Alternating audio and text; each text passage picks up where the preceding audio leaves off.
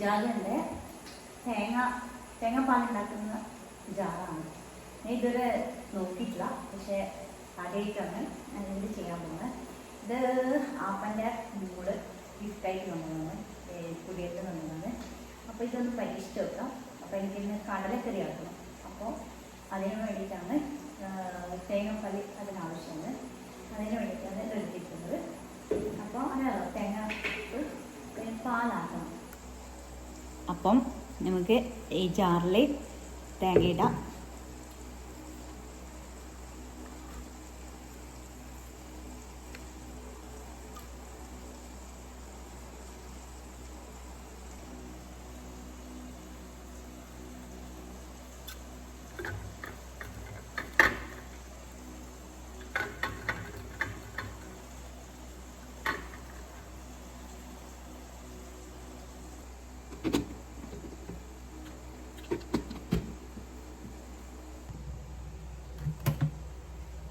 ആവശ്യത്തിനുള്ള വെള്ളം ഒഴിക്കണം കുറച്ച്.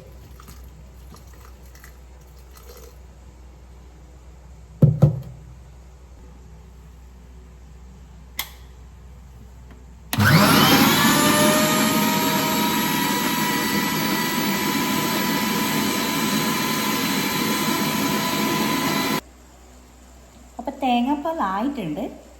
സ്ഥിതി നോക്കാം എങ്ങനെയുണ്ട്. ഈ തേങ്ങ അരച്ച് കഴിഞ്ഞാൽ പാല് കിട്ടുമല്ലോ. അപ്പോൾ പാല് പുറത്തേക്കായിട്ട് ഇങ്ങനെ വരുന്നത് ഇതുപോലെ പുറത്തേക്ക്. അപ്പോൾ ഇതിലേക്ക് കൂടി ഒഴിക്കാനുള്ള ഇത് സൗകര്യമുണ്ട്. കാണുന്നുണ്ടോ അറിയില്ല.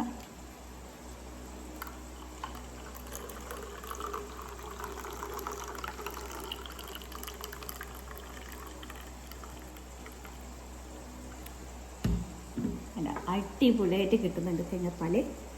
അടിപൊളി പാല്. ഇനി കൈ കൊണ്ട് ഇതാക്കിയിട്ട് ഒന്നും പണിയില്ല. ഇത് വാങ്ങിച്ചു കഴിഞ്ഞാൽ. അപ്പം ഞാനിതിപ്പോൾ രണ്ടാം പാലും ആക്കിയിട്ടുണ്ട്. അപ്പോൾ അത് നമുക്ക് ഗ്ലാസ്സിലേക്ക് ഒഴിക്കാം. എന്താ ആവശ്യത്തിനുള്ള ഇഷ്ടംപോലെ പാല് കിട്ടുന്നുണ്ട്.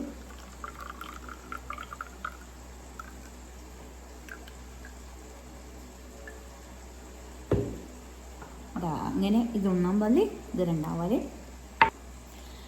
ഞാൻ ഇന്നലെ മാർക്കറ്റിൽ പോയപ്പോൾ ഒരു കടലക്കറീൻ്റെ മസാല വാങ്ങിച്ചായിരുന്നു, ബ്രാഹ്മിൻസിൻ്റെ.